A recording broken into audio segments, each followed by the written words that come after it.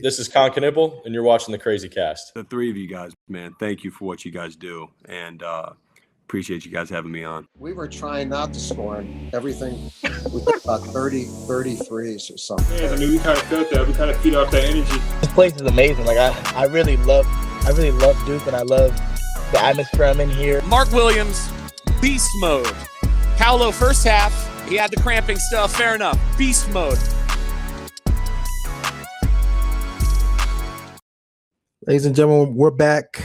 We're back. Let me get the crowd noise. Man. Need a little pause. We're back. I don't know what episode this is for us this summer, but we've been active this summer, man.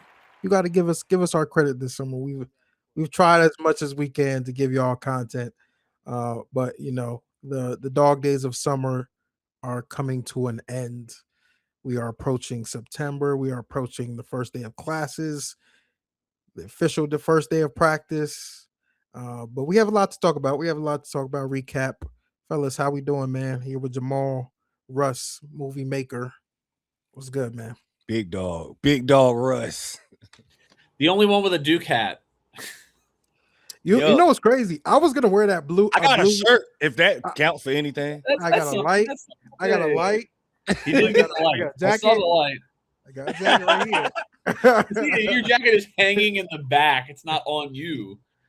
Yeah, I mean it's like it's literally 100 degrees outside. Like it's true. But yeah, fellas, how we doing? It's been a long off season, but we're getting have, man. It really have. It's fine, man. I mean, I'm excited. You know, it seems like once August gets, it's funny. I literally told my wife the other day, like, we've been kind of like watching Scandal. Like, that's my show with her this summer. And I'm just binge watching it. And I'm trying to get through as many episodes because it's August and basketball season's around the corner. I'm not going to watch nothing with you. She got a little mad, but once August comes around, I'm getting juiced up because I know it's right around the corner. We starting to get the videos from the team and everything. So exciting, man. Exciting. We right around the corner from basketball coming back. Yes, sir. I used to hoop with a guy who was on Scandal. He played like an assassin, I think. Oh, for real? I don't believe Russ. He said he used to hoop. Hey, man, I ain't gonna lie. With, man? I love that show. I just got turned on to it. He wasn't he's like a small part, but he was like 6'6". He's one of those dudes who he's real tall, but he doesn't like to go down and like bang around in the paint. But he's got one of those shots that's above your head like this. And because he's taller than everybody else, he just park it at the top of the key. Just like pop threes like this, way over his head. You couldn't block it. You just couldn't block it. I probably strap up. I ain't gonna lie. His release all the way up here, dude. It was crazy. You say you would lock him up, Jamahal? I strap him up, bro. On everything I love, I strap him up. Hey, man. No buckets on me. You wearing stilts? The hoop for real, man. Stilts in this game? What are you doing? I mean, I don't know. When I was a little younger, I had a nice vertical leap. I feel like you was dunking. You were dunking for sure. Oh, no. Like, I was literally like what Duran Rippey was in my younger years. Oh. I got video footage and all of this, too. Like, I got proof of this. So, now you know what I mean? Now you try and jump to block that shot. We're going to hear your knees scream when you land. Oh, you definitely going to hear it. Now, I can't even walk down the steps without my knees cracking, man. So, hey, if you got the footage, man, send us the footage. We'll play it on the show. Yeah, I got the footage. Hey, man, young Duran Rippey. But let's get into it, fellas. It's been a long summer, but we've started, like Jamahal said, we're starting to get out a lot of content from the team. Shout out to Nick, DHB, and the crew over there, you know, giving us a sneak preview of the team. We've been hearing some rumblings too that we'll get into, but you know, we'll walk through some predictions, what we think is going on, and obviously we'll talk about the non-conference schedule as well. But I guess let's jump into your first thoughts of, I'm sure you've indulged in some of the YouTube content. What has stood out to you from the early sneak previews? First thing that stood out to me is I saw Patrick on the floor because we hadn't seen much Patrick Gamba in a lot of the clips that they had been releasing previous to that. So that was good to see Pat actually hitting a couple of jumpers. Saw him with no brace and none of that type of stuff. I'm not sure if he's cleared for like everything, but that was refreshing to actually see him on the floor, because I was actually starting to get a little worried. I didn't heard any word about like his health status, but I know how important Patrick Gamba is. And that's one of the first things that I saw that kind of like, all right, we was cool. But as far as a competition standpoint, I think Caleb has said this. It's obvious that this is going to be a little bit different in practice. It's going to be like I don't know how many teams are going to be able to practice against another top 25 team in practice. Like, this is going to be every single day. Like, I would love for them to just release like a scrimmage footage. Just give us a whole 20-minute scrimmage. You don't got to run no plays. You don't got to put out real lineups. Just divide the guys up into fives and just give us a full 20-minute scrimmage, man. Just let us see what it looked like, because the competition It was the first time we didn't get it this year. I know, but that's what I'm saying. It's like, and this is the year that everybody really wanted, because we really want to see what everything looks like how everybody is gelling. We know we got a lot of talent. We know we have a lot of depth, but camaraderie. The team seems like they're close, like with their own off the court things. Like, team seems like they're gelling together and the camaraderie is coming together fine. But I need more, man. I'm tired of Duke teasing us, man. We need give us like a 5-minute scrimmage, man. Just release a full 5 minutes or something for us. Yeah, I was gonna say, harping off that quote Caleb Foster had. I saw it on Twitter the other day. Yeah.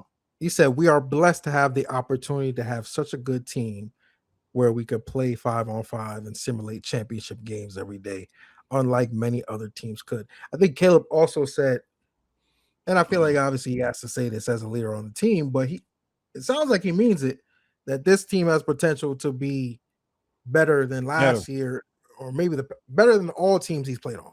Yeah. So I guess what is y'all reaction to that off the bat? Go ahead, Russ. I mean, it's not likely, right? But just statistically, it's not likely. Like, it always could happen. But the last two teams were so incredibly good. Like, I'm just trying to manage my own expectations. Trying to be realistic, yeah. Yeah, the thing that anything, I haven't watched all the footage yet. I've been swamped this summer. But I'll tell you this, depth. I mean, we knew that going in anyway. I didn't need to see footage to know it, but this is just gonna be a deep team. Like, Sheyer's got his work cut out for him, man. I don't know what he's gonna do. That's a baffling thing. I like that back-to-back Final Four shirt that Dame was wearing in that clip. Boy, oh boy, man, I don't know what they're gonna do. It's crazy, it's completely crazy. I think that I thought Caleb looked good in what I saw. Caleb looked this is now I feel like every summer it's like Caleb just gives guys work. Every summer Caleb gives guys work, man. He's a warrior. I have no clue about the rotations. I'm sure they don't even know. This is the sort of thing where, like, I don't want to use the word platoon, right? I don't really feel like platooning really works like that, but like, we've got the depth for platoon. I don't know what they do. I don't know what they do. That's the main takeaway I take from all this, is just like, what are they going to do? It's so much depth. It's an unbelievable amount of depth in terms of like how it compares the last 2 years. I mean, look, 2 years ago was one of the best teams in the like modern era of college basketball. They just didn't win. So like, the odds of being better than that are so thin. That doesn't mean it's impossible.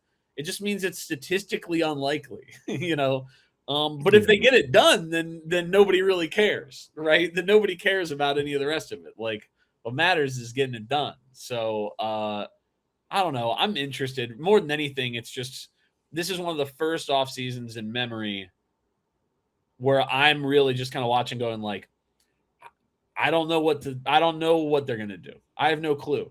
I'm very, very baffled. There's not even how many guys would you say, maybe this is a good a good thing outside of like Pat. We feel very, very strong that Pat is starting. Pat and Blackwell. That's funny because I was gonna actually I thought of this the other day. What percentage of like do we think Pat is starting? I think everyone has John Blackwell 100%. Yeah, correct. I don't know that I'd say 100%. I'll be honest. I don't know. That I mean, I don't think it's like. I feel like the politics of it. You kind of have.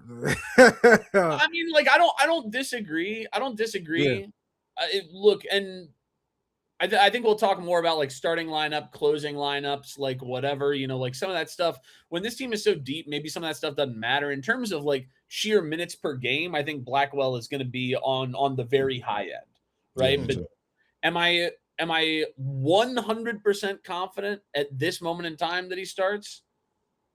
I'd put it high. He'd be my second highest probably. In Pat would be your highest as far as your confidence level. God, I don't even know if he'd be second highest in my probability, man.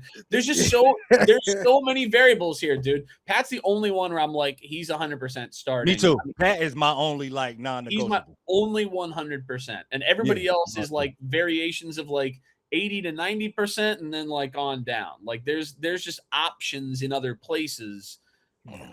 You know what I mean? Like, do y'all think that it'll be one of those things where we have different starting lineups, like multiple different start lineups leading into conference play? Like John is going to tinker with this whole first half of the season. maybe not. I think the best lineup will rise to the top. And I mean, one of the things I've heard is, I think starter is really just a title. That's what I'm saying. At this point, like it's not the end all be all. It's not like we're gonna talk about closing lineups or whatnot. It may not be the closing lineup.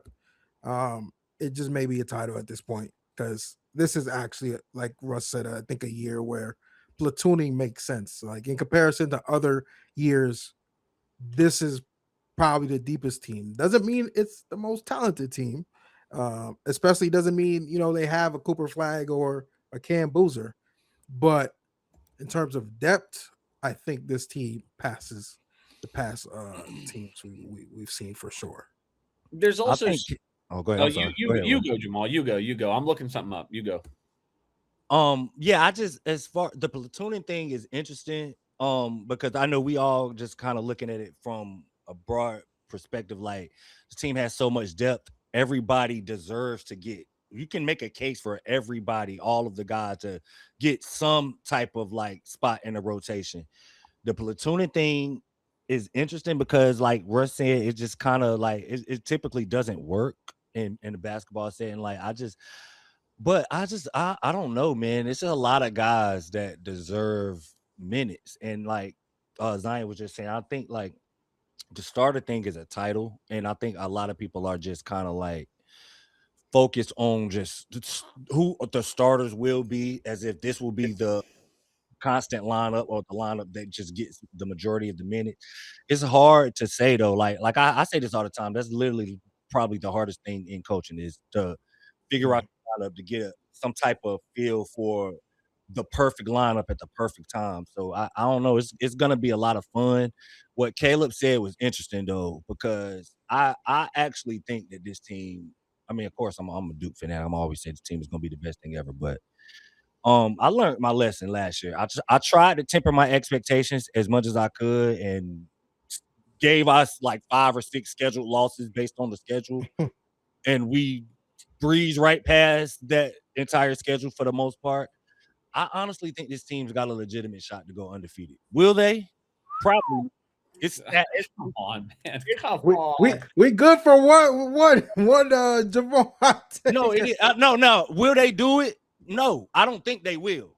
Do they have a legitimate shot to do it? Absolutely. They have a legitimate shot to do it. Define that though. You can't say, are they going to do it? No, but do they have a legitimate shot? No. I think they have a legitimate shot because they don't have, this team doesn't have a hole on the roster. They just don't have one.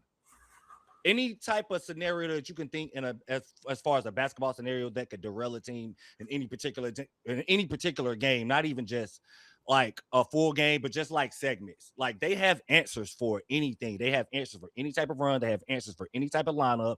They have answers for foul trouble. They have answers for injury. Outside of Patrick Gumbo, I think he's the only irreplaceable guy. This team does not have any holes on the roster. So In theory, you would think a team like that would be able to basically win every game. Now we know, as people that watch basketball, just been watching basketball all their life, it's really hard to do because it's a lot of factors in a basketball game that you can't really account for. It's more than just talent. But from a talent perspective, a top end, from top to bottom talent perspective, the team does have the ability to go undefeated. I don't think me personally, I don't even really like. I was nervous last year with us winning so many games. I don't really like, because I feel like if you get so comfortable to winning, especially if you win big a lot, when you get in tight situations, it's just a whole different type of dynamic and a whole different type of feel around that team. I would not, even though I really do root for Duke and I've never wanted to see him lose a game, I would not like to enter the tournament undefeated. I think that's kind of like a little shaky. That would make me nervous as hell in the return, but I don't think they will do it. I'm not saying that, oh, this is the greatest Duke team ever, we going undefeated. But does this team have the pieces to do it? And if they actually did, especially based off of, we went through that roster last year, there's no reason that we should have went through the season with 2 losses. No, the team was good. The team was not going through 2 losses good. That's where I had, like, when you said that, reeling it back, in reality, yes, the past 2 teams could have gone, 40-0, but it kind of goes both ways. So, there were games we won that maybe we probably shouldn't have pulled out. Correct.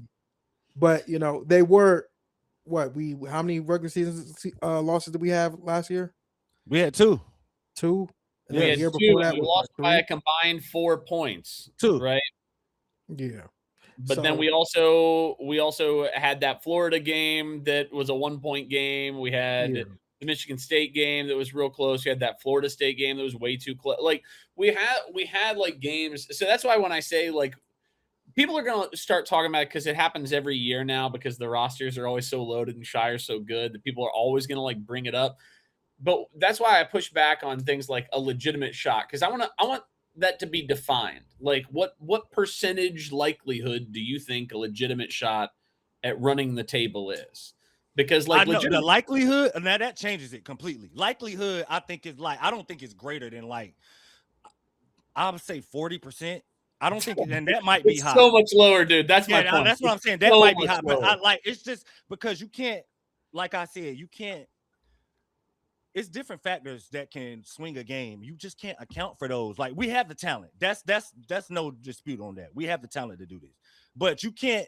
Sure. That's pretty much where it stops. I believe talent-wise, the team could do it. Will they? No, I don't think they will, just because of the factors that we can't account for. Like, just different weird stuff happens, man. I know.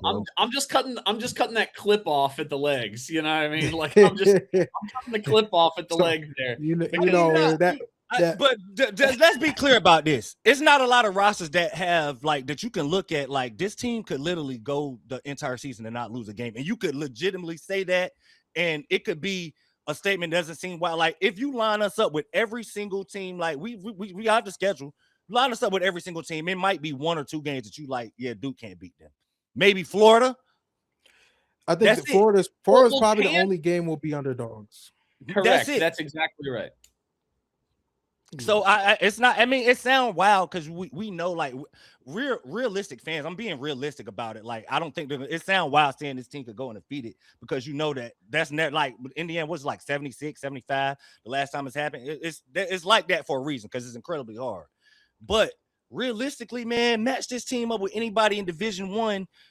Duke smoking everybody roster wise. Like, it's hard to see a roster that you could line up with this Duke team and, like, yeah, Duke can't beat them. I don't see it happening. Duke's gonna lose. Like, it's like, it's hard to see that with this particular roster. I don't know where it's gonna happen. They'll trip up, I'm sure. It's probably gonna be to somebody like Notre Dame, somebody ain't got no damn business losing to. You know what I mean? Like, but that type of stuff it happens. You know what I mean? Yeah. I don't think they're I understand, like, the foundation of your, like, where it's coming from. Sure. Yeah. You're saying Duke can beat everyone, which is they absolutely, and, like, realistically, not even just like some hope stuff. Like, we are the better team on paper with all the matchups we're playing against outside of maybe Florida, and that's arguable.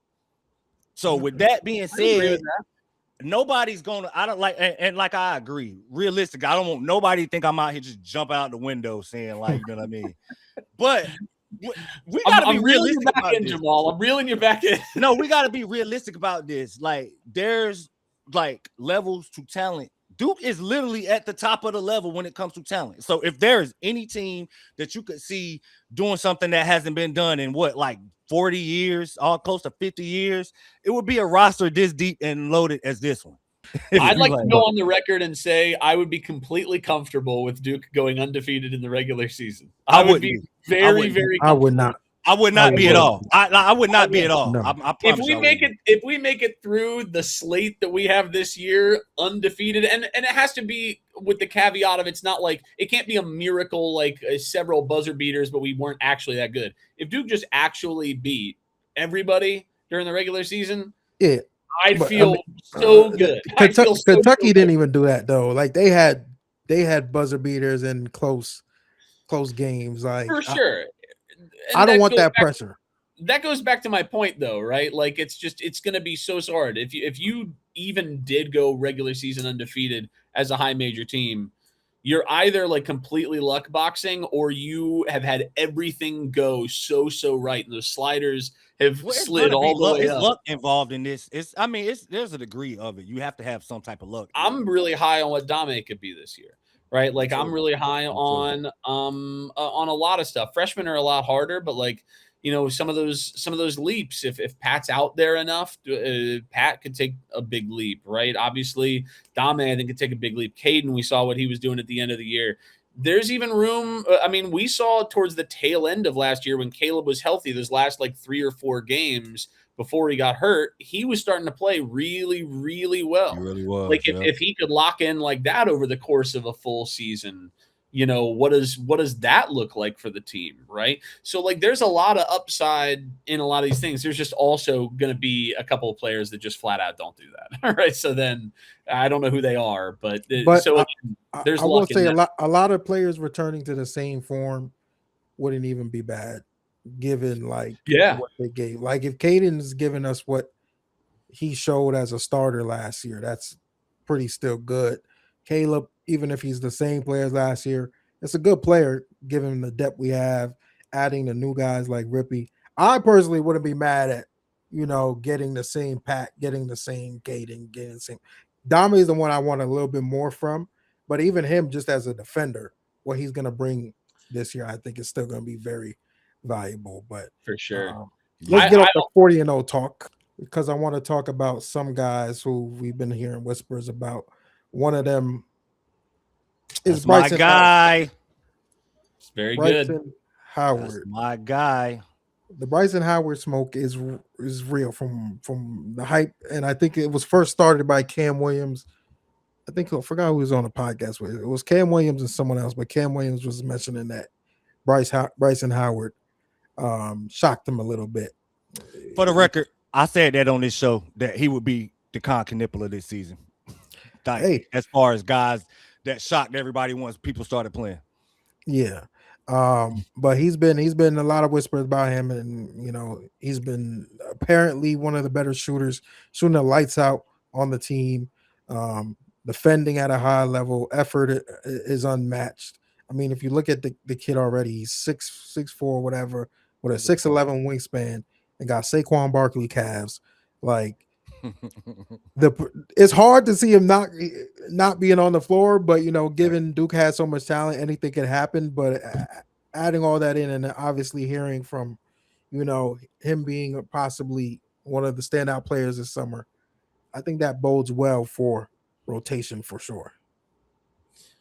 I mean, we needed him to be ready, given that I would prefer not to play too many lineups of like Boozer, Foster, Blackwell, all 3 at the same time, or like sub one of them for Rippy, like ostensibly 3 guards. Like I really like lineups that are going to have 2 guards and then a sort of a true wing, either a Dame or a Bryson, but that requires Bryson being ready for that. And, obviously the high school tape was great. And then what we're hearing is also great. So, I mean, it seems like, again, this leads back to I don't know what they're going to do with the rotation, but at least it doesn't seem like 3 guard types of lineups are going to be like a necessity. Maybe they keep doing them for wrinkles and what have you, but like, yeah, Bryce is a pro, man. And it's gonna be hard to like figure the minutes out. We're gonna be talking about this all season long, but I just don't, like you just said, Zion. Like I've said this all summer. I do not see how this kid does not get on the floor. With him being the size he is on the wing, wing is very important. Kid is arguably going to be one of the better shooters. Like you said, you've been hearing that he's been one of the better shooters on the team. It seems like a no-brainer. Slide him into that slot. He's a lefty. Lefties are all tricky to guard, and it's just like a lot to like about this kid. A lot to love, actually. Son of an NBA guy, so the work ethic is going to be there. It's just like, I don't know, man. Jon Scheyer, I tell you what, I'm not jealous of him because I know he losing sleep about trying to figure this stuff out. Like, he got to be, because like you said, and I this is crazy. I completely forgot about that. You're right about that, Russ. Like, Don May probably would be the guy that you would just be like automatic starter, duh. But you know what I mean? If let's say Bryson can come in and give us like 30%, 40% of the defense that Dame gives us with his wingspan and everything, we know the shooting is going to be there. He has the package. How do you not play him? Like, I don't know, man. But this is the best kept secret on Duke's roster. I know that much.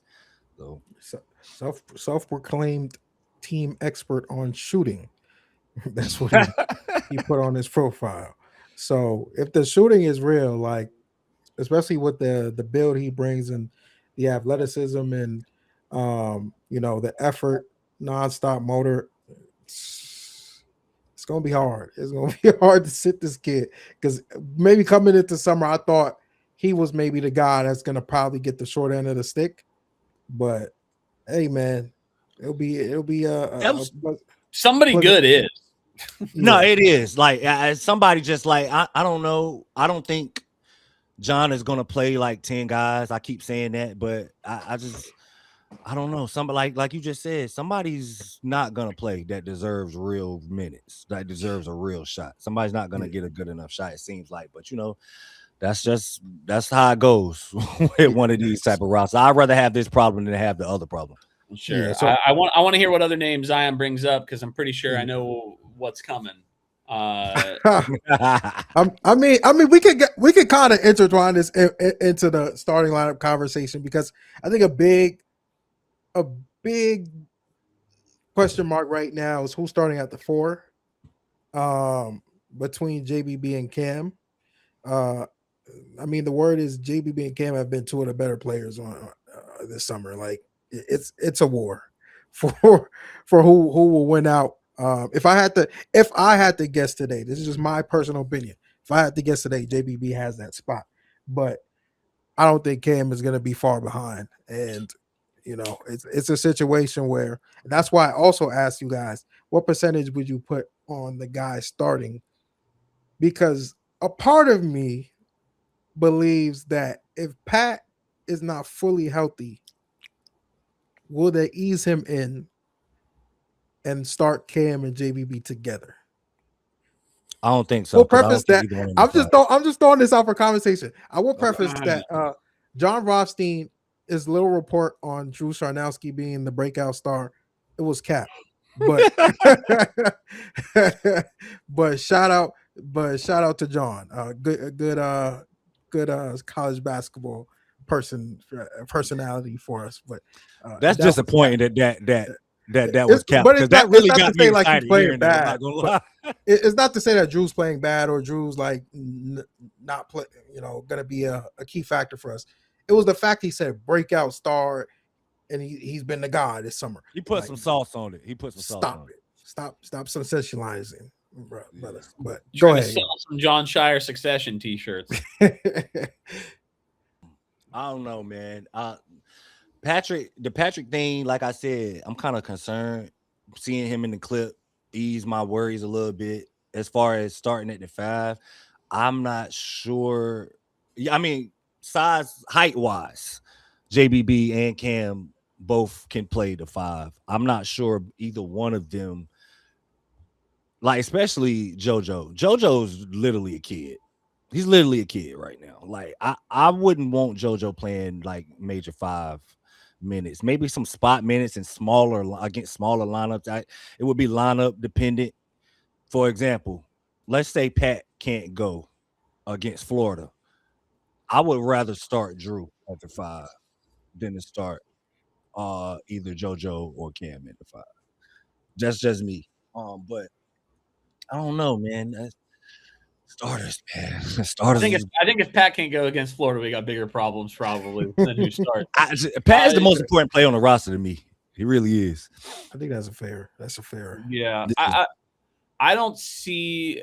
Look, unless he literally cannot play, I don't see Pat not starting. Maybe if he gets hurt enough to the point where he hadn't practiced in like a month and the season starts, sure, then maybe they start somebody else. But like if he's basically practicing, or if he's like healthy but they're sort of like half practicing it or like whatever, right? Like then he's starting. He might not play like the full workload, right? But like I think he'd start. I really don't even put a percentage on somebody else for that, frankly. Like again, anything resembling a healthy Pat is starting for Duke. That's why I just added the if he's not healthy, because I think everyone knows if Pat is healthy, he's gonna be on the floor. But he has missed a lot of time this summer. You know, I know it's to ease in the stress factor, and he also had the brace on his wrist. Not sure the exact injury with that, but you know he's recovering. So you know, is there like an opportunity or a scenario where he's being eased in, or they're just careful with him? Maybe he gets a game or 2 off. You know, where I'm sliding in JB. It could be Drew too. From what I've heard, I was gonna say I kind of think there's a real world in which it would just be Drew. Yeah, I believe that too. I believe that. Given experience, given like the fact that like he's a bang in the paint type dude, you know, like he's not like really a face up type dude. You know, having somebody like that. My only response to that is, and I've been thinking about it more, I think on paper we all know Drew's probably more of a 5. We all been like saying it all year. For sure.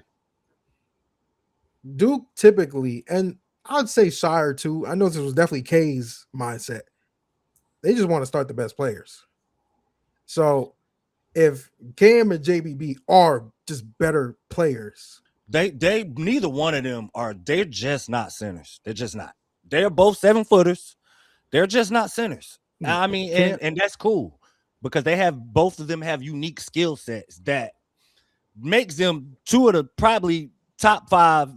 Both of them probably will be top 5 probably. Well, JoJo's special. He's going to be in the running for number 1 when it's his time. But this is what makes them who they are. They have unique skill sets. They just aren't centers. You know what I mean? So I don't know. Maybe like you could tinker with the lineups a little bit and just throw different things at it and just see like, all right, let's see how he reacts in this type of situation. You know. But there's also the consideration, not to get too in the weeds, especially since we don't know how these guys play with one another necessarily. But like last year, the minutes, and maybe I'm misremembering. If I'm misremembering, I apologize to everybody involved.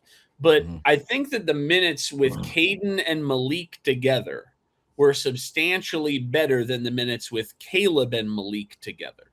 So then you're looking at, well, okay, if one player is way stronger with one big man, if there's a guard and big man who seem to play really, really well together, better than the other guard and big man might, or at least that's how the numbers have been shaken out, then do you want to make sure that your lineups are maximizing that you're playing those combos together as much as you can when you're playing that guy, right?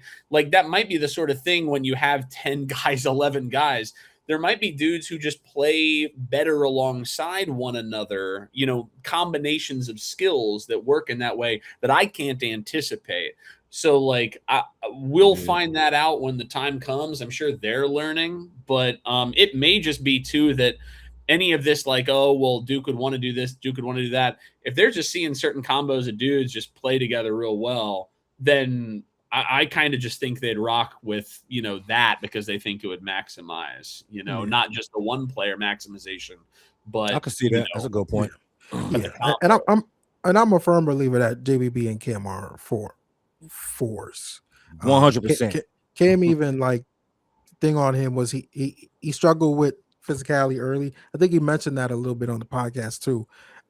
But he's like bounced back and he's starting to ease in and really become the player that I think people are kind of sleeping on him to be. I think that high school circuit, all-star circuit really kind of poisoned people's minds on Cam Williams, but I think a lot of people are forgetting he's still a high-level player with all its potential in the world. But for the sake of conversation, I was throwing that scenario out there to there could be things we don't expect.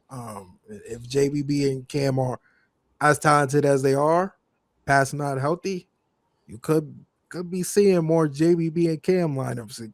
There is a possibility like that, and they are practicing. You see in the scrimmages, they are on the same team more often than not. So we'll see. But the second, I guess, conversation of the summer, probably the biggest storyline with this roster is the point guard position, because coming in, some might say Caden, some might say Caleb. I had people tell me when I went to the Duke UNC game that they thought Rippey is going to come in and start. Blackwell's talked about running some point, running some initiating some offense. He talked about that when he signed on. Well, I will put money on that he's not playing point guard. But I know that they're gonna try. I know because that's part of what he wants to do to showcase to the NBA guys, because he's gonna be a point guard on the next level. He's not gonna play two in the NBA, so he's gonna have to show the NBA guys that he could do exclusively be the point. No, he's gonna have to show the NBA guys he can run a team. Something though. That's gotta happen. Yeah, it's gotta happen. So you know what I mean? I don't know. Like Russ, you said something interesting that you don't think, or not that you didn't think it would happen, but you probably would want to stay away from like the 3-guard lineups. I wouldn't be opposed to it. Just in situational base, of course, like just like depending on who we're playing and the matchups. But I think we have all 4 of these guys have different skill sets. And I think that's the one thing about it. Like neither one of them play like the other. They all bring something completely different to the table. As far as like who starts, I don't know, man. I'm going to put you on both of you on the hot seat. If you had to put it on it today, August 10th, just a guess. Yeah. Who is your choice?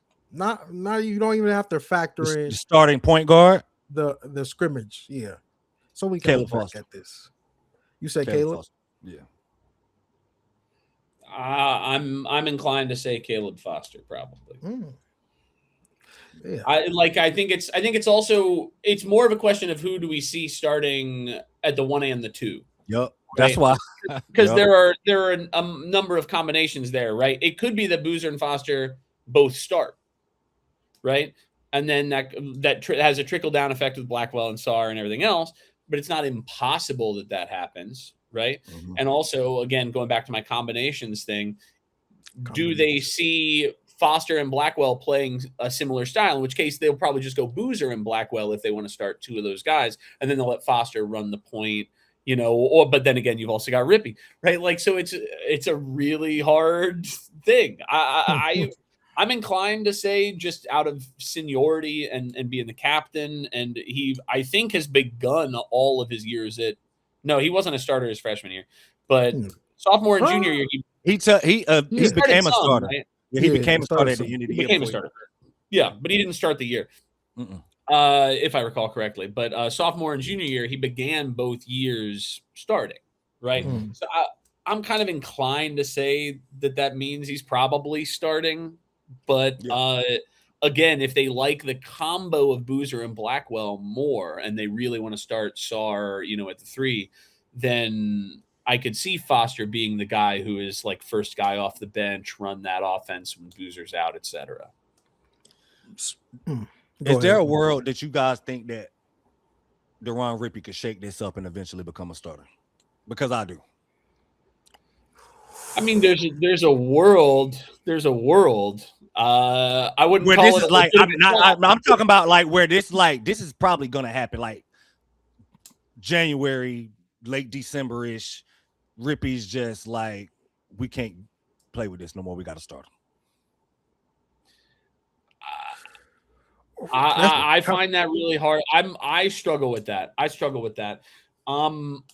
think too, the reason why I said that I wanted Sarr or Howard at the 3 basically as much as humanly possible last year. Now again, different roster, granted, but there was Sarr there.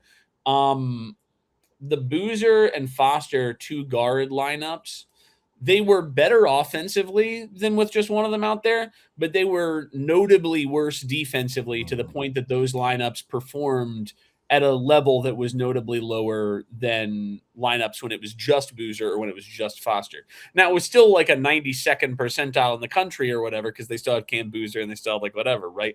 But the other ones were like 99th percent. Like there was a notable dip. And I think that was because your defense, that just meant you had to like sit either Evans or Sarr, both of whom had become good defense, or Nick, right? Who was also by conference play a net positive defender in a big way.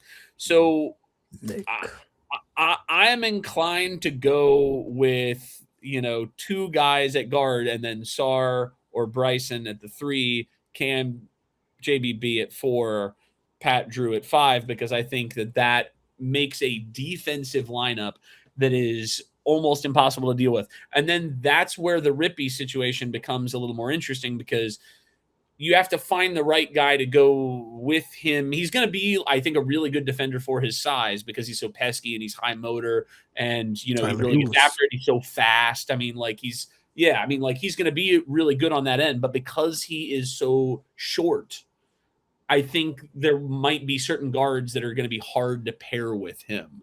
And so then that might, make some rotational considerations as well. They listed him at 6'3". Did he get officially listed at 6'3"? He's not 6'3". Love him, but he's not 6'3". That's why I was about it. I was like, is he really that? I posted a picture of me standing by him, and y'all can decide how tall he is. Y'all can decide. But I don't know why. I said this. I told this to somebody. I'm not 6'3". I'll put it that way. I don't know why he wants to be listed at 6'3". It's a better story when you jump out the gym listed shorter. I know why he want to be listed at 6'3". It's got everything to do with playing on the next level. It's For just sure, but when he goes to the combine, they got rulers. They got how that is, and the combine will tell that true story every time, bro. It's gonna tell the true story every time. Hey, and again, this is no shade, because I think the kid is real special. I just saw 6'3" and my eyebrows went up, and I was like, man, my man is not. Either he grew a lot since the end of May. Either he which is possible. It's definitely possible. That's which could have happened. Which could have happened. They're still growing. But yeah, but for sure. But for sure. To answer your question, Jamahal, I won't fully rule it out, because I think with this team, there are so many different variables, and if Jon Scheyer prefers a certain play style, like I think where he kind of, and someone did ask this later in the fan calls, where he kind of helps us is pace. When we want to play fast, I think Rippey is the best point guard on a roster if we want to play fast, up and down, quick. And I think even just with his ability to get downhill, it'll make it a little bit easier, to play with guys like Pat, Cam, JBB, all lob threats. I think he's probably Caden is a really good lob passer as well, but Rippey is very good when it comes to lobs as well. But I think it just depends on how Scheyer wants to play. I think they all bring something different to the table. And if, I'm not as worried as Russ is about which combination of guards play with him, because regardless, we're going to have 2 close to 7-footers in the paint. He'll have the backline rim protection. Yeah, regardless of, even Drew, he's 6'9", 6'10", but he's an athlete. I'm Good not shot. ever going to be worried with Rippy's size being a factor of rotation, but I think it's just a play style that will determine that more than anything. I just don't want to play a guy who is a freshman and who is small with a guy who, if one of our defenders ends up shaking out as being like net negative, which is never impossible, right? We've seen certainly like stretches of players who do not play well on the defensive end, or at least as well as other guys on the roster. So I don't think you want to like pair him with a guy like I would like to pair him with a really strong, like I project Blackwell as being a really good, defender, so especially playing alongside Sarr, playing against like last year for Wisconsin, he was taking like top assignments. And now this year, if you're playing him alongside Dame, like, and so he's playing like a level lower on defense, like in terms of like who he's matched up against, I think he's going to be a really net positive defender. So then if you've got, so you think he'd be better with the starting lineup? I mean, fair point. Fair point. Well, I mean, also, if Blackwell is as good as I think he's going to be and Sarr is as good as I think he's going to be, then everyone will play better with Blackwell and Sarr. Like every single player will, right? So maybe that's not a fair, assessment for me to make. But I just don't want him stuck out there where he's taking on assignments against guys that are more experienced and taller and what, like having to guard up the lineup because he's with somebody that's a little worse on defense. That's all I'm saying. Yeah. As far as him being able to guard, Rippy is Davion Mitchell, so Rippy gonna be fine as far as like being able to match up with guards. But that is something to think about though. Like I'm not sure how many. Davion wasn't Davion freshman year though. Just worth pointing out. Like he's better. I think he's going to be better than Davion Mitchell was freshman year. But like in terms of being like best defender in the country type Davion Mitchell, I'm tempering expectations on that freshman year. Yeah. I don't know. It'll be interesting to see. Basically, so this is interesting because I think that offensively, Caden would be like our best option at the 1, and John Black will be our best option at the 2. But defensively, I think Rippy would be our best option in the 1, and Caleb would be our best option at the 2. But this is interesting. Do you guys think like that'll play a factor in it? Like because offensively, like we all know that John is the defensive guy first, and like that's the thing he's gonna go like leap to first. But like I just said, like we all pretty much agree that Caleb is probably gonna be the guy that started. But offensively, I think Caden is a step ahead of him. Offensively, as far as you guys said Caleb, I might have Caden. I don't know. Oh, you got Caden? But that would make sense. That's what I'm saying. Like if I had to bet it on it today, it would be I Caden. might say Caden. But I can see both sides. I've already told our little chat that I don't want anything to do with this argument. So you just gave it to us, and then you decided. Yeah. That's how it works. That's the classic Zion move. Yeah, of course. Yeah, I'll stand on it. And then if I tried to sit it out, he would have tried to shame me, and then I would have been like, "Now you answer the question." Be like, "No, I don't have to answer the question." You noticed that you guys didn't say, "Oh, you answer the question." I was just like, "Okay." He did catch us. I didn't even realize that he didn't even answer the damn question, man. I think that's cold, bro. That's real slick, Zion. That's real slick, right there. My Caleb thing really does just go back simple and plain too. He started his sophomore year. He started his junior year. Every summer he hoops out of control and he's great. He's the senior leader on the team. He's the heart of the team. So regardless of what I think about, who's better on offense, who's better on defense, who pairs with who, like any of that, it's just really hard for me to wrap my mind around the idea that, unless they had a frank conversation about it coming into the season, coming into his return or whatever, which, I'm sure they had frank conversations of all sorts, but like, it's just hard for me to imagine him, if Caleb's playing really well this summer, going, senior leader, heart of the team, starts on the bench. We don't know how well Caden's playing either. So we don't. That's true. That's why I said they need to stop playing with us and just give us some real footage. Like, let us see a scrimmage, man. But Caleb, I always hear every summer. I hear about how well Caleb's playing. Man. Yeah, every summer. It's been a lot of great reports on Caleb. But to your point, Jamahal, I get this could work with the closing lineup, closing 5 too. Mm-hmm. I do think, hypothetically, if we needed a stop, I might go Rippy, Bryson Howard at the 2, Dominic Sarr, Cam Williams, and then Gagba.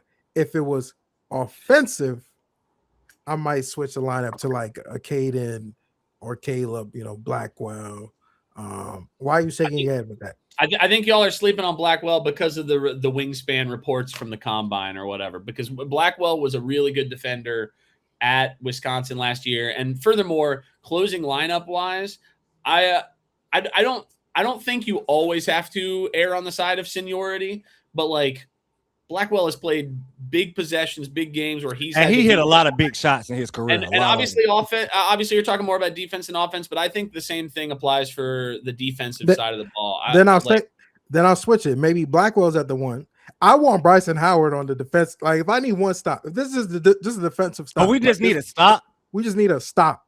I'm bringing out Bryson Howard, bro. 6'11" wingspan. If we're bringing out a stop, I'm cool with your lineup, Zion. If it's just like it's 6 seconds left, we got a 1-point lead. We need to stop y'all to win this game. How strong, how burly are the guards on the other? All right, so let's because if you got Dame and Bryson out there, then like you know what I mean, like if you got some bowling ball Trevor Keels type, on the other, let's say it's Florida. Let's say it's Florida. I was literally about to say Florida. I was literally about to use that example. I don't remember who the second guard is on Florida. So it'll be Flynn and Aberdeen probably. Aberdeen Flynn ain't got Aberdeen. cleared yet, right? Aberdeen, is he cleared? Yeah, he's cleared by the law. Okay. Yeah, I mean it'll be Flynn and Aberdeen. It'll be Flynn and Aberdeen. Yeah, I mean, then you obviously have to play Howard and Sarr some in those. I mean, frankly, you might go Howard, Cam, JBB, Pat. You might go big in that scenario because they're going to be busting out of all sorts of crazy size in that one. What's the dude? Australian Condon. Yeah, I mean, you got a crazy lineup if they're playing Aberdeen at the 2. Yeah. Actually, I might do Fat and Drew in the front. If we need to stop, I might do Pat, Drew, Dame. Against Florida, I probably would want a longer. Throw Cam out there. Throw Cam against. You know what I mean? No, honestly, if we play in Florida, if they I'm pretty sure their closing lineup would be Flynn, Aberdeen, Howard, Condon, and Chinyelu. Yeah. So I would be fine with rolling out Caleb, Blackwell. Isn't he like 6'10"? Isn't he like Thomas Howard? Yeah, he's like 6'9". 6'9". But he's big. He's I would be fine with Dame matching up against him though. I would be fine with that. 100% fine with that. Yeah, I mean, who guarded him last year? He wins that matchup in a close game. Then he's front runner for How national cooked this last right out of the gate. Yeah, he is. How cooked this last year though? Who was guarding him? Was it Isaiah? Yeah. Wait, I think it was Isaiah that was guarding him. Why'd we put Isaiah on him? I don't remember, but they ended up having to play him more at the 4 some. Because I do remember this. He was the one that was killing us. Yeah, because Chinyelu was out of the game for so much of it, then they didn't end up playing. They didn't end up playing all 3 bigs a lot of that game, if I recall correctly. So yeah, I mean, like it might have been Cam on him at times, frankly. Yeah, because that's that game we played. We had that big lineup. We had all 3 bigs out there for a good stretch in the second half. Malik, Pat, and Cam was crazy against us. Yeah, Thomas Howard was fine. Darren Harris was guarding him that possession. Wow, I mean, that was a cooked possession. Yeah, that was more in Nick got cooked. There was Nick. I don't know. I would be fine with Dame guarding. It doesn't matter. I would be fine because even though Thomas Howard, he has size, but he's more perimeter oriented. So I would be cool with Dame. I think Dame Gold is on against him, especially if we're talking like in a possession. We just got one possession. Like I'm completely fine with that.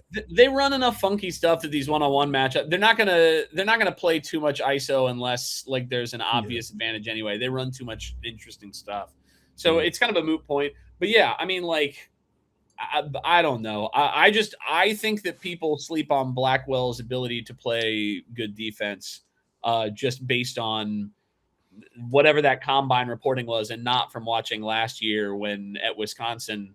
From what I recall, he was taking, big wing assignments, on the defensive end, and he was a net positive defender for them all year. Yeah, I mean, I'll take your word. I'll be truthful. I don't really know Blackwell for his defensive tape, so I know offensively though, he has to be on the floor than closing the lineup. Oh yeah, for sure. He got to be on the floor. Yeah, so, he's not going to be all defense. He's just going to be a net positive, good defender. So I feel very confident in his ability as a defender compared to, I mean, Caden was really good. I was about to say, you're going to say Caden Booth, ain't you? Well, Caden starting in conference play was a very good net positive defender as well. There's some shooting split stuff there, but he really impressed me last year on defense as well. It was funny when you said, I think you'd said like Rippey and Foster were your 1 and 2 for like your good defensive lineups. And I was kind of thinking like, I might go the other way. I might just flat out go the other way. He became a really good defender at the end of the year last year. Maybe. I mean, like, that's the thing though. They all this year. Like, they all should be good. So it's all kind of nitpicking to a degree. But Blackwell, from what I saw last year, and then Caden, from what I saw conference play on, and his familiarity with the system, that might be how I would skew. Understand. But also, I struggle to see a world in which he doesn't at least try at the beginning of the year to put Caleb in those closing lineups too. I mean, so I don't know, man. We'll see. It's kind of what the style. I think it's just dependent on style, and I think that's the advantage of having, the roster we do, because Rippey might be a better point of attack defender, but a guy like Caden or Blackwell could probably switch on to bigger guards. Well, obviously they can switch on to bigger guards, so it's style. I think it's style, but that's the advantage of having a lot of. And Caleb has the speed to do that. He's got the lateral quickness to do it. He hadn't always consistently done it, but he's definitely got the potential. We've seen in big games. He's definitely he has done it. Hey, I will say Caleb built like a linebacker now. That man been in the gym. Everybody been in the gym. Don May too. Don May done hit a huge. The older you're there, the more buff you get, dude. It's just they do work. But yeah, let's get to calls. We had a couple callers call in. Some of them were pretty good questions too. Let's start with first caller, someone who covers Duke. I don't know why you saved your name as that, but okay. Dame Sarr is either first or second team All ACC. Is that really a hot take? It's kind of a hot take. Yeah, I thought he was about to say all ACC first team defense, first and second team defense. That's why I thought this was going. I think if the offense comes around, I mean, like you have to look at who you think. You'd have to look at the whole conference, right? You'd have to kind of go, okay, well, who do you expect? How many positions do you think are going to go to other places, right? Like, I think you kind of have to assume that, like, Badunga is probably a first-team preseason guy, right? You kind of, I think, would have to assume that somebody from Virginia, maybe DeRitter, would be a preseason first-team ACC guy, right? So that's 2 slots right out of the gate. You have to assume that maybe Sheldon Henderson. Maybe somebody from Miami, although I'm not sure about Henderson. It could be somebody. Shelton could probably be. Yeah, maybe Sheldon Henderson. I don't know if they'd give him first right out of the gate because it was even an honorable mention last year. Oh, you're talking about preseason? Yeah, preseason. I'm just trying to say who starts there so then we can sort of trickle down from there, right? Yeah, Flory, DeRitter. I mean, frankly, some of those, like maybe somebody on UNC. I know nobody wants to hear that, but like Terrence Brown might get a or something, right? Like although there's a couple of different guys who can get it, so that might be tricky. Yeah, I think that second team seems a little safer, in terms of the hotness of the take. If you just said first team, that would basically mean he's the best player on the team, which would be really cool. That'd be really awesome. Oh, we didn't mention Blackwell.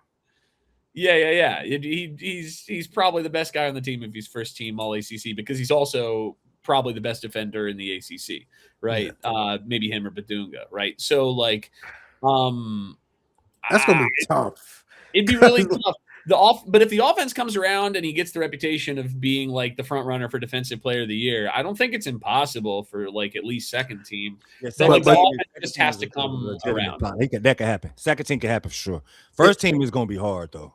What would he have to score to get there? What would he have to score to get there? He needs to score So- like at least 14. 14 tonight. I was 14, going to 15 say tonight. maybe he could with 13 and defensive player of the year. Maybe that's enough. Possible. But you also Yeah. got to factor in like Isaiah Evans, what was third team last year? Yeah, he just wasn't defensive player of the year. I was about to say he don't Yeah. have the defensive acumen that Dame have. Like, But I mean, he was He solid. was a good defender. And I think Yeah. the ACC Not defensive and player. talent, the ACC and talent this year is going to be ramped up a bit. So Yeah. it'll be tough. And then obviously factoring the obvious, there's so many guys on the team that that he has to possibly leapfrog because Pat Ngongba didn't make all ACC last year. Probably should have, but he didn't make all. He was on honorable mention. So I think it's harder than we may think it is. It is going to be very hard. I would love to. Like, I'm with you because if he get first team, that means he done shot through the stratosphere. So He has to be at worst. He has to be at worst the second best player on the team to feel good about that pick. Yeah, because again, you got DeRitter. I mean, like even for Miami, I mean, like if a Caden Lewis, hoops out, he'll have the ball. So like his stats might get pretty gaudy. Certainly, UNC is going to have some guys who are going to have gaudy stats. I think Paul McNeil is going to have numbers this year. Yeah, but I think Ball they're to going the to rock. stink, so it doesn't matter. Free ball, Paul. Paul can shoot that thing. God, I'm looking. Our through friend it. Doty. I'm looking through and talking myself into it a little bit because I'm looking at all the other people in the team, and like, there's a lot of like depth. Our of friend talent, Doty though. huh? Doty friend first Doty. team. I don't know if it's first team, but he might push somebody to a third team. I don't know. I don't know how many I'm not games, like- terribly high on a Siena up transfer. I mean, I'm sure it'll be fine, but like first team would be pretty wild. Yeah, there's a lot of talent, but like, especially on the best teams, it's just there's going to be a lot of depth of talent. It's going to be guys that they're like 3 or 4 guys who could break out. So I mean, I don't know. Maybe it's a little more possible than if Duke is really good, then certainly Duke might get multiple guys on there. And then if he's like the second best player on the team, then maybe. But that's, I think, what it would take. I'm blanking on like the SMU rosters and Clemson. It's Clemson has like Ace Buckner and nobody else. I know Pittsburgh. Your boy Cable got a lot of. He got a lot of transfers in. Yeah. Jeff saw how much Georgia Tech was winning the last couple of years and said, "I'm going to take their roster and bring them over here." That's a great idea. Who did he get there? Big man, but he got Ndongo, and then he also brought over Nate George. Oh, okay. Oh, I didn't even know that. He got Nate George. Nate George can hoop. And Ndongo's a sleeper though. Yeah, he's a sleeper. Yeah, with him and That's the second Bethea team. from Miami and then Alabama, right? Like he's got a large collection of guys who like are good at playing on their own and not at helping a team win. So maybe Jeff can put it. I hope for his sake that he can. Yeah, we'll see though. To answer your question, he said, "Is it a hot take?" Yes, it's a hot take to me. Oh man, next caller, David Piccolo. Hey, Crazie Cast. Obviously, 2015 is the last year we won. I'm just wondering how many teams do you think A, were better than the 2015 team since then, and B, how many should have won since then? I'm going to go with 3 were better, Zion, Flag, Boozer. And how many teams should have won? I'm going to go 4 with Zion, Flag, Boozer, and Paolo. Wait, he said Thanks. better than 2015. Yeah, Zion team was not better than the 2015 team. I would agree. That team was not better than the 2015. But I mean, it's all like opinionated. You know what I mean? We all Khan did tell us that. His team was better than 2010. Yeah, Khan did. Khan's team was the only Duke team that wasn't better than that. Might have been like 99. 99 I mean, I guess maybe 92 is pretty beastly too, but like 92 got it done though. Yeah, 93. sure. Yeah, I mean, I would say of since 2015, I would say the last 2 seasons, Duke was probably better than 2015. and then just wait, you said last year's team too? I mean, they lost 2 games, Zion, against a monster schedule. I mean, like, but 2015 they were playing in that ACC era. Like that was like you have to lose a couple games in the ACC to survive. they were. Yeah, I mean, like there was some toughness there. I mean, like they also got boat raced at home by Miami, so that knocks things down a bit. In 2015, 2025, 2026. That was K's MO, like bad January. Yeah, I know, but that also counts. Like I can't like completely ignore that. I'd be inclined to say 26. But 25 for sure, I'd be inclined to say. And also last year we had like the weird health stuff down the stretch. I mean, we never know what would have happened with last year. You know what I mean? Like, I think if Pat never gets hurt, Caleb doesn't get hurt, I mean, like, we might be looking at a very different way that things go. So, like an undefeated season, huh? No, because we lost those 2 games already. We lost those 2 games already. Yeah, we did have already. Well, honestly, the teams that should have won, 22 for sure should have won. Yeah. 22 won. 25, 26. I think those 3 should have won for sure. 26 would have had a really good chance. Michigan was bananas. We did beat them. I think beating them twice would have been difficult. But if we would have caught Michigan with a half like Gimpy Yaxel, we'd have smacked Michigan in that title game. That's what it made me so mad about us not getting there. Yeah, maybe. He was hurt. Let's go back to 26 versus 15. Though. I don't know. I feel like Cam Boozer is the guy that like elevates it to like we're on the same level. I don't think 26 is better than 15. But the backcourt, 15's backcourt is smoking 26's backcourt. Yeah, I don't think 26. Sure. I think the team defense, people forget that in 2015 until the tournament, our defense was like trash. Fine. Our defense was fine. Man. And then it really turned around in 20. We had the zone so much that year. Like last year, our defense was top 3, top 2. I mean, it was an elite defense. I don't even want to go where I'm going with that because I feel like that's on coaching, but I'm not going to start that war. But we were definitely in 2015. We were in the stretch, to your point, of K did like to like roll the guys out and let them figure it out a little bit. Yeah. But I mean, again, that does matter when it comes down to comparing. I mean, like it just does. Fair. If you were talking pure like depth of talent or whatever, I think that's a different question. But in terms of how they performed, I would say 26, how they performed versus 15, how they performed on the whole. I'm kind of inclined to go 26, but 15 got it done. So I mean, who am I? That's I don't know. I was about to say, like how they performed. 2015 performed as good as you could perform. You know what I'm saying? Like, I don't know. Roster wise, that's an interesting. That's a little 26 was really good, but I'm a 26. Although the backcourt is definitely better in 2015. Also, the height in 26 of the backcourt versus the height in 15, might be a factor on the offensive end of the ball. Maybe some. I don't know. But I mean, love you, Big Pat. Ja is going to work on you, like, sure. And then Winslow guarding. It'd be Winslow guarding Cam. Although Winslow's Texas strong, Cam's probably would have been a meal guarding Cam. It depends if you start. No, because the starting lineup was Tyus, Quinn Cook, Matt Jones. Yeah.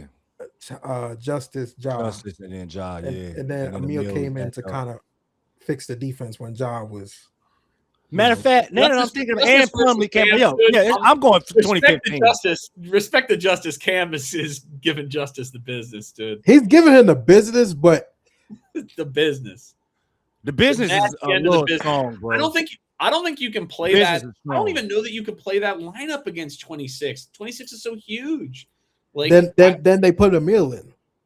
So then they put Emil in, and I think that gives them a better shot. But then their offense, is maybe a little less spread out. right? Which again then means that 26 could crowd the paint some for Ja and try to help out. You know, it's not like Ja was racking up like 5 dimes a game, kicking out of those post ups. He was just going to work. I tell you this: if Justice got Cam Boozer in space, it's chicken. Yeah. If he got Cam Boozer on the wing in space, it's over for Cam. But if Cam gets Justice, period, anywhere, because Justice is built like Cam.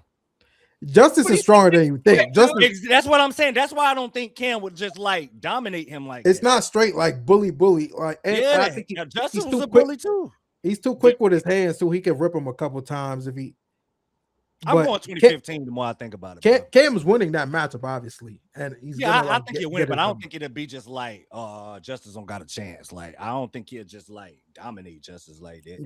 Dude, Cam Boozer had 25 pounds on Justice Winslow, dude, and 4 inches of height.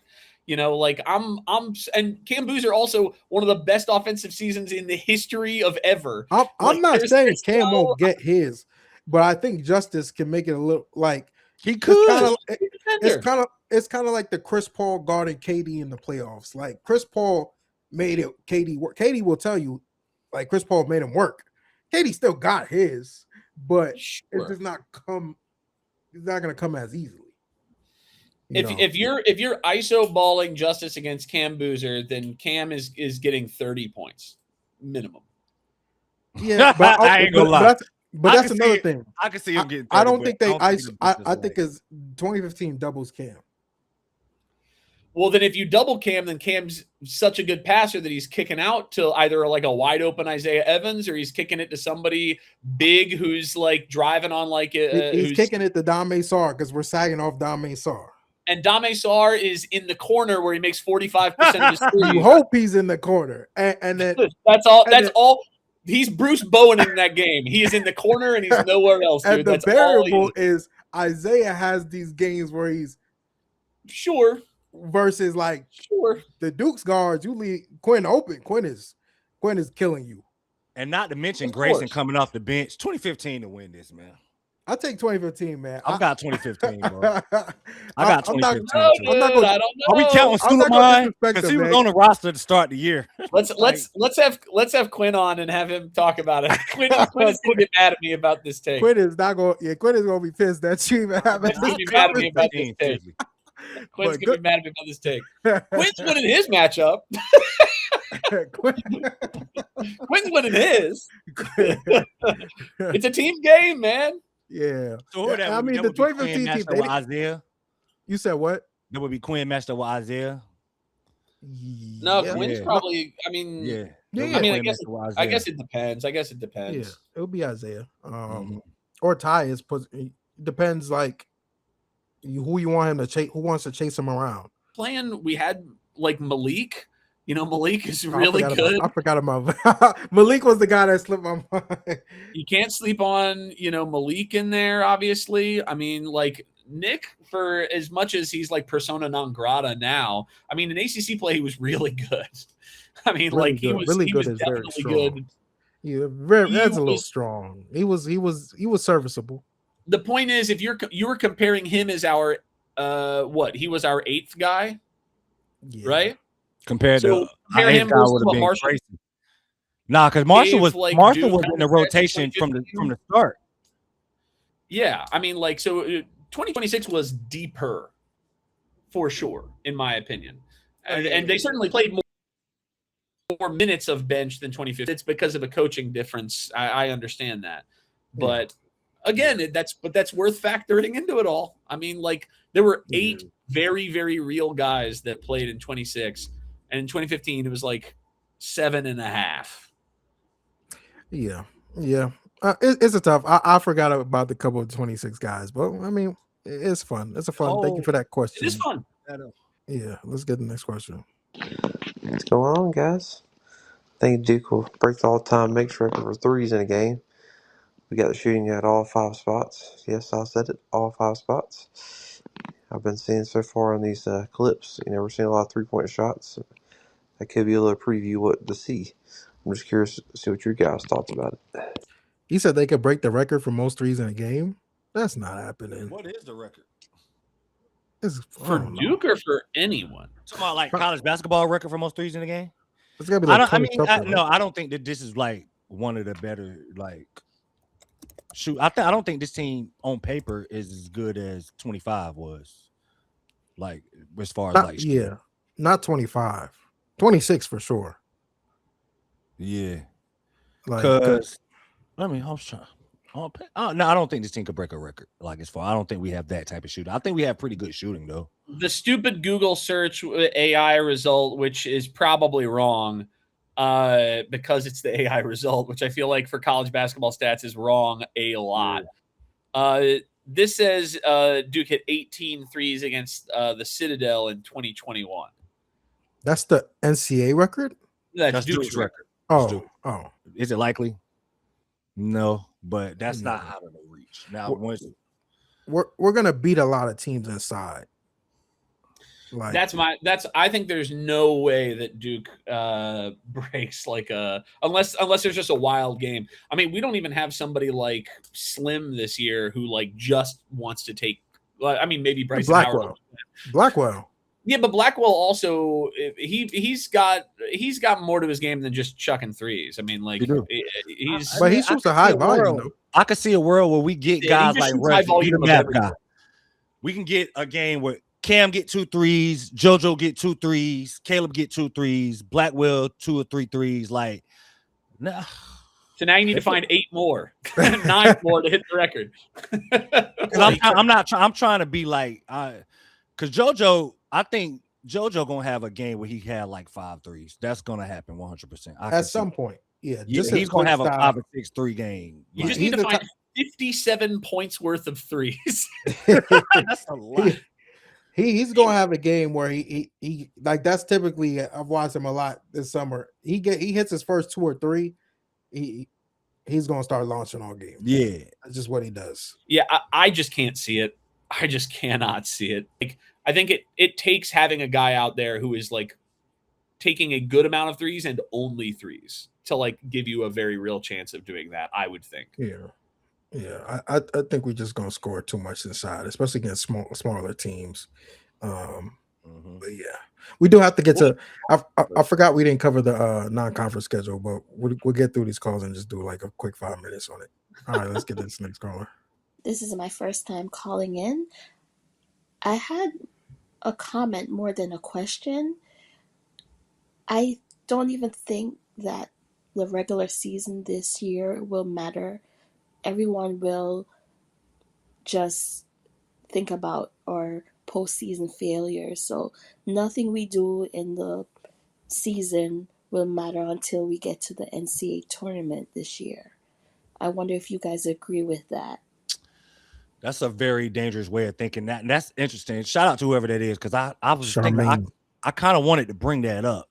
I wonder if the guys are just kind of like, whatever with this season, we know we good. Let's just hurry up, get us to March. Just get us to March.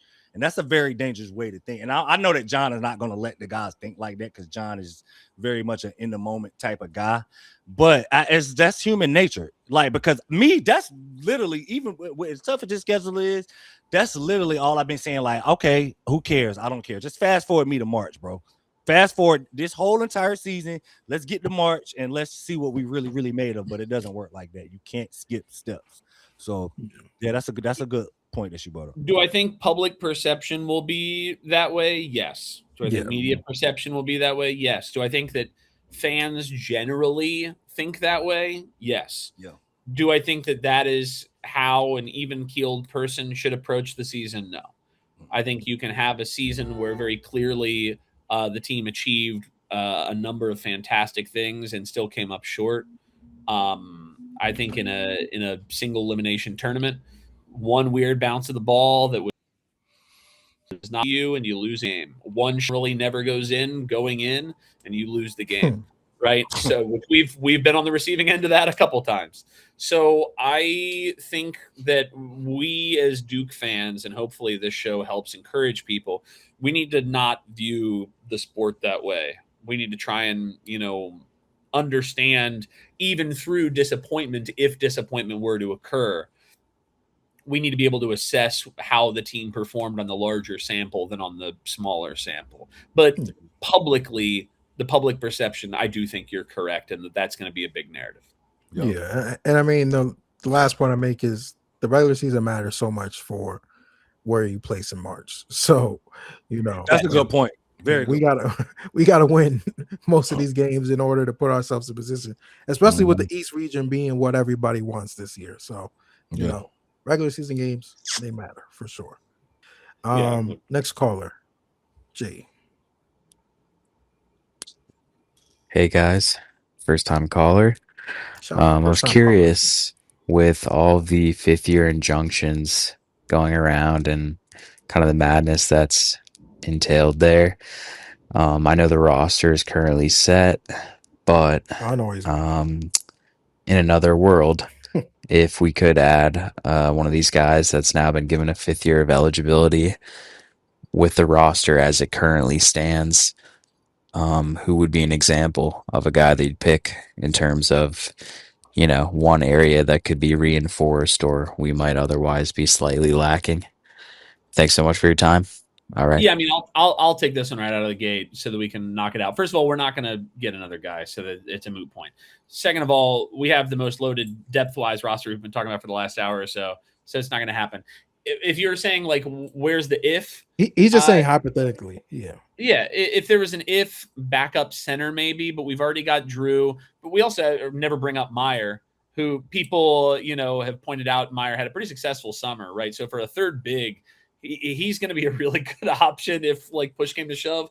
But again, with Pat being the most important guy, like, yeah, if we could play NBA 2K with it and not impact anyone else on the team and just like get a guy that doesn't impact chemistry that happens to be good enough to replace Pat if Pat were to go down, sure, maybe center. But like the reality obviously doesn't work that way. Yeah, I agree. If we would add anything, I guess it would be backup center, but I don't got enough time to talk about. I wouldn't be really upset with Duke if they added one of those guys. I'm not gonna lie. Yeah, it will never happen. But I guess just to be different, I would add someone who could play the wing and be a 4, which I think that's the only kind of piece we're missing here. If that guy Sebastian Wilkins, I don't know, we'll see. But someone who can, play the 4 and play the wing as well. Okay. But, yeah, doesn't matter. Our team is fine. You said what? South is San Antonio. Okay, cool. I hate that town. Just like Charles Barkley. Delusional Duke Super fan. So, what is the difference between the year of year 2 Proctor, Mitchell, Filipowski compared to this upcoming year, where we do have some people returning and also some transfers coming in, et cetera, some experience and also some freshmen mixed in. So what's the difference in this year's team? And how can, obviously, of course, the outcome be different than how it was that year? I'll take this one too because I'm trying to make sure we get through these questions real quick. 2024 size. The size is the huge issue here, right? The guards that year were like 6'2", 6'3", 6'3", like very small guards or skinny guards, right? Or freshman guards. Like I think Caleb had the best sort of intersection of size and strength, but he was a freshman, right? But Jared was small, strong with small, Jeremy small. And then obviously on the inside, we had to play Kyle at the 5, right? Which again, probably the right call. But then you have Ryan Young, 6'10", not very athletic. You've got Sean Stewart, 6'9", very athletic, but didn't play much. The TJ Power, not a freshman, not a big man. Mark Mitchell playing the 4 at 6'9". So I mean, like you had decent positional size there-ish, but there wasn't nearly what we have this year as it pertains to that. And then the other thing that we really lacked that year too was a real 3-man, right? Like, because Mark Mitchell wasn't really a 3 because he can't shoot. And then we had to play 3 guards basically all year long. Whereas this year we've got Dame, we've got Bryson Howard.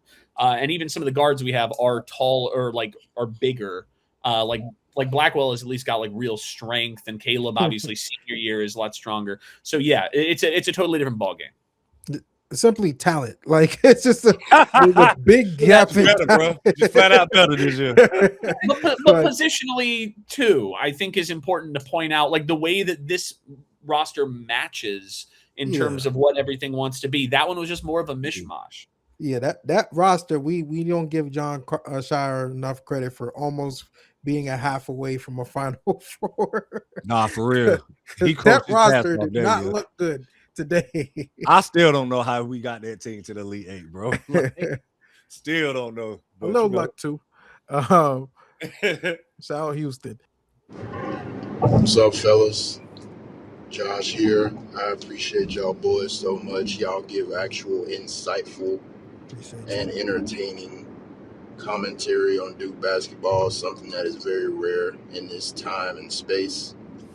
My question to y'all is, with the Amazon deal that they just did, I've had this thought for a while, but I wanted to get y'all opinions. What are the possibilities that if the ACC does fall apart, how serious do you guys think Duke would consider going independent as a basketball program? I've said for a long time, I feel they're the only basketball program in the country that could actually manage something like that, because nobody would turn down the opportunity to play Duke at any time of the year. That's a good point. So what I would say to that, and then I got to get out of here. Sorry for dominating here. First of all, football has been successful enough that I don't think they're going to go that route. I mean, like they are investing a lot in football, and going independent would mean basically punting football into the stands. So I don't think that it would happen for that reason specifically. But I also just think that doing an independent basketball schedule is really hard. Like, I think that would be really hard. I think you could figure it out, but I just don't think anything sort of compares to what you get when you're in a conference. I mean, like, it just, especially when you're in a good conference, Duke football has been good enough. Like, I'm not saying that like the SEC would necessarily be like begging or whatever, but like one of the major conferences would see the clear value in Duke basketball being the premier part of that brand, and more importantly for them, the football being competitive enough in recent years and seeing the investment that Duke has made, that I feel confident that some conference come knocking about it. Yeah, I think independent would just be too. Could we do a thing like how Notre Dame does? Yeah, but I mean, not with football. Because I think he was right with that. Because I think basketball-wise, Duke is the only team in the country that can pull this off. I believe that. You know what I mean? But you're right about the whole football aspect of it. But if Duke went independent in basketball and just stayed like ACC in football, I think like they could 100% pull this off basketball-wise. Well, yeah, he was saying without ACC existing anymore. Like, I don't know if a conference would take on Duke football without Duke basketball. Yeah, you know, that's true. I just don't see logistically how it works. And then logistically, schedule wise, you'd have to play on like weird days, because like Saturdays are basically always going to be conference games after a certain point. So like, who are you playing? Like, you'd have to creatively space things out, and frankly, the other conference like teams, the high conference teams, would have to be invested in playing ball in that way in the middle of the regular like conference season. And I think that'd be just logistically challenging. Like, you might end up playing some not very good teams in January, which is not what you want to do. So I don't know.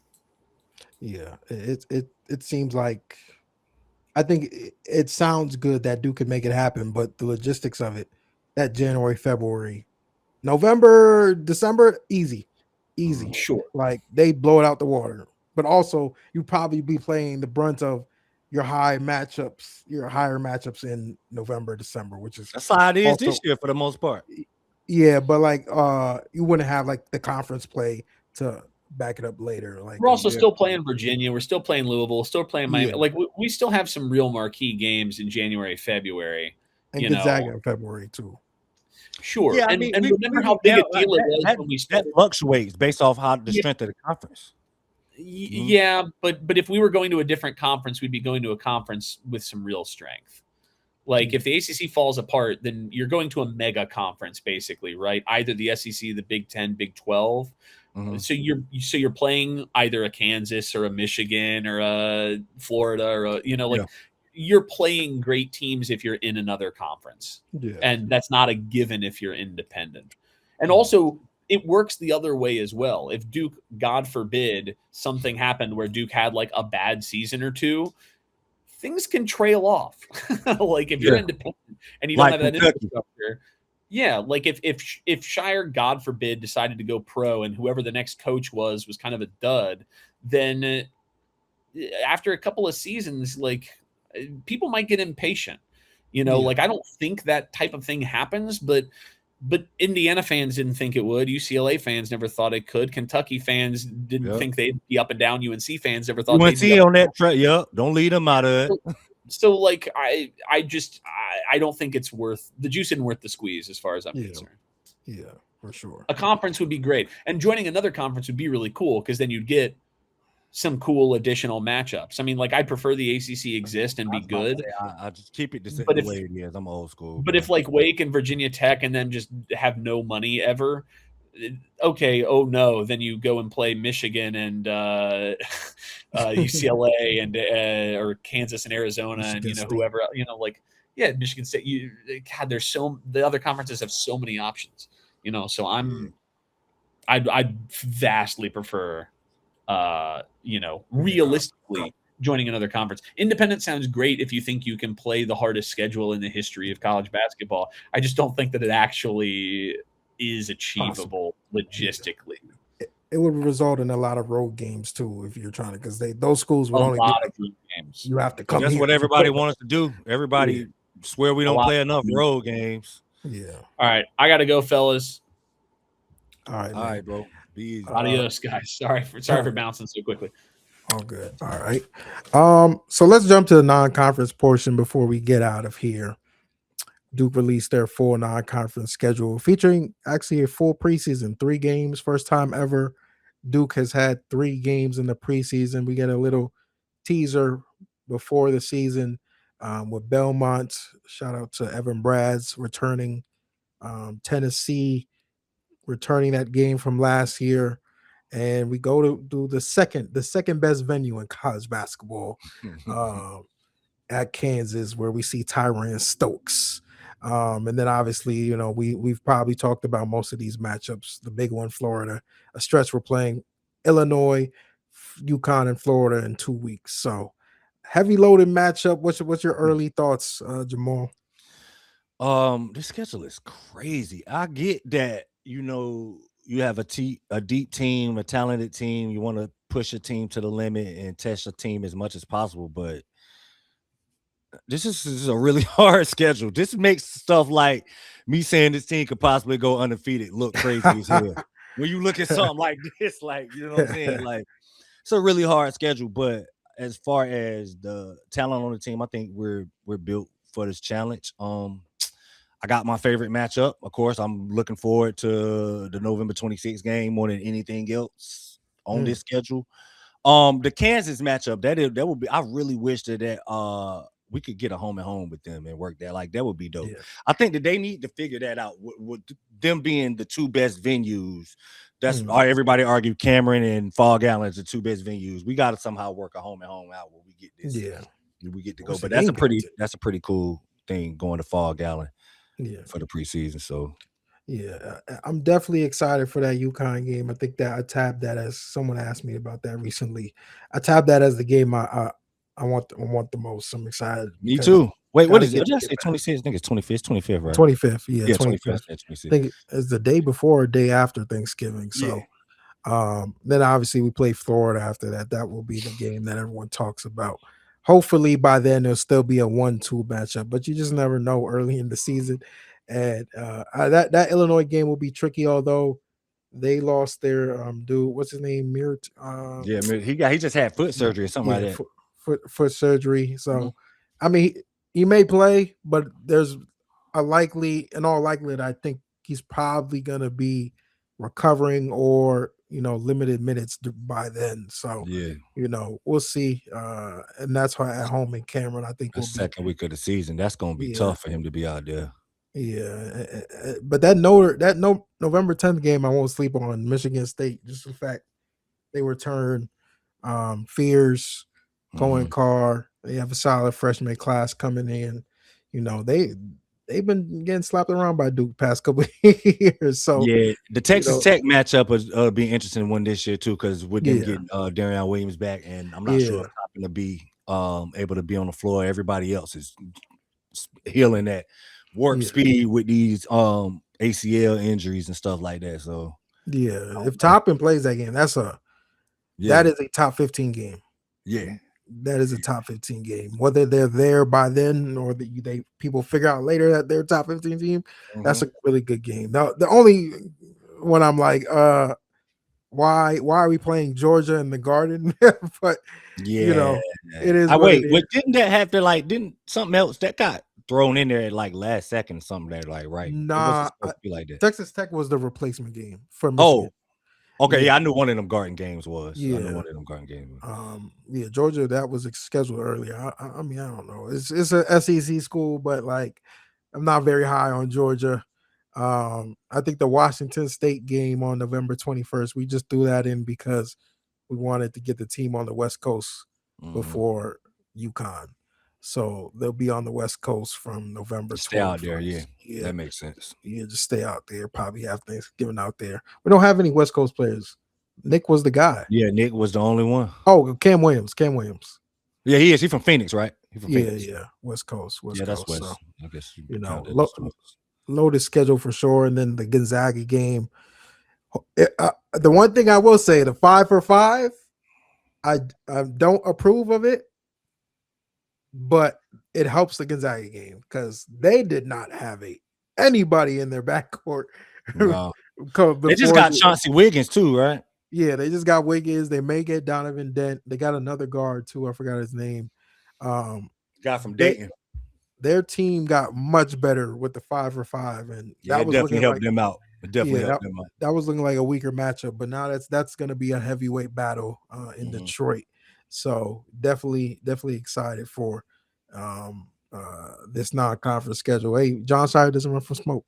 He not at all. He took it to a whole nother level this year, though. This is kind of wild, bro. He does not run from smoke. And not to mention, people are focusing on the non-conference, which the ACC is gonna be really good this year. Virginia will be a top 10 team. Miami could be a top 15 potentially team. Louisville. Yeah, Louisville. It's a lot, bro. The number Duke is literally gonna play ranked teams half of the schedule this year. Yeah. That's wow. I can tell you, I don't know if we're gonna be the best team flat out in the country come tournament time. We will. Damn sure we're gonna be the most battle tested. Yeah, that is for sure. We're definitely gonna be the most battle tested team. Yeah, the UConn. I mean, I don't care. I'll be on record saying I don't think their team is that good. I just don't. But you obviously have to factor in Hurley and year 2 Mullins. I think Duke is better. I just think that's just gonna be a tricky thing. The thing is, the Mullins hype just doesn't move me because he wasn't good last year, and even with the shot, people forget he didn't play well that game. He was horrible that game before that shot. He did not play That's well. What made me so mad about it? It was him that hit it. It was like, damn. We'd have lost if Terrence Reed would have hit that shot, I'd have felt a lot better. Yeah. I really would have. It's just he didn't deserve to beat us at the end. Bro. Yeah. Mullins, he was a cool player. He's a talented player. I think he has a lot of potential, but I think for where people are projecting him, I don't think he's that player. But we'll see. Hurley's good at developing guys. It'll be.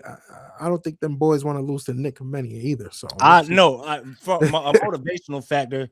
I mean, I'm just trying to be a little bit realistic. I think that UConn game, everybody's gonna say that it's not like every game is the same, and we're gonna treat every opponent. They're not going. That UConn game is different. They're gonna have a different level of intensity, different level of focus. It's just going to be different for everybody, the players, coaching staff, the fans. It's going to be different. I honestly don't think that there's a way Like, I mean, of course, there's a way that Duke could lose, but I don't think if there's one game that I be like, Duke is gonna come out and really like perform at. Yeah, that I'm like, it's the UConn game. That week is gonna be gonna be a crazy week of adrenaline. UConn going into Florida, like sheesh. But yeah, that UConn game, I see it as a game like not only are the guys that lost that game last year taking it personally, I think the guys coming in are gonna take it personally for the guys that lost it. Yeah, like, it's gonna be a different level of focus with that game. So I think we're gonna handle Yeah. UConn, but yeah, they are still UConn. So I don't want to completely disrespect them. Like, oh yeah, no way Duke's like, gonna lose this game. like I'm hoping like the UConn fans don't reach this point, but like of the episode, but like, but I'm gonna factor in Hurley is the ultimate. Yeah, you X can't factor ignore for that. me. You can't ignore that.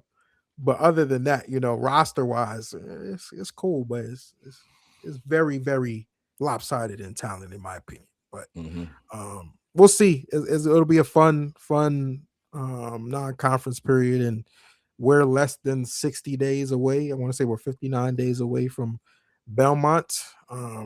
Playing that game.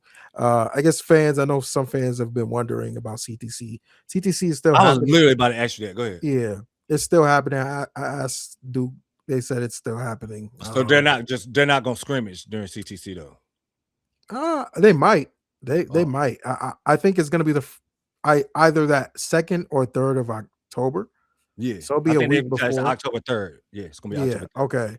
Yeah. So I think that they'll probably still do the scrimmage. It may just be lighter, but the scrimmage is still somewhat for fans anyway. Yeah. I don't think it's there.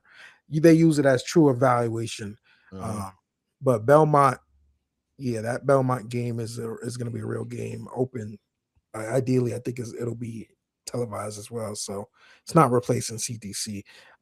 They could just do 3 exhibitions now with the ACC. Okay. Because that's what I thought I heard somebody say that like the Belmont could be potentially replacing CTC this year. So yeah. I mean, I'm not complaining, man. We got a full preseason now games instead of practice clips. So it'll be fun. It's gonna be a fun season, and obviously we will be there every step of the way with you guys. We appreciate y'all for the support. We will have some news maybe next month, but coming up soon that will kind of like shake things up a bit. So tap in with us, follow us on our socials, Twitter, TikTok, Instagram, whatever it is. We may be on Facebook. We may be on Facebook. We're going Facebook too. Yeah, man. I'm kind of wondering why we don't have a Facebook platform, because there's a lot of Duke fans on Facebook. But it is, man. We'll tap in there too. Make sure you like and subscribe. Comment for sure. Comment with what closing lineups you guys think we'll have. Comment with your starting 5 predictions, your favorite non-conference schedule. Throw it in the comments and we'll try to respond there. But we appreciate y'all for tuning in with us. Gave y'all a little long episode. We appreciate y'all. Go Duke. Let's go.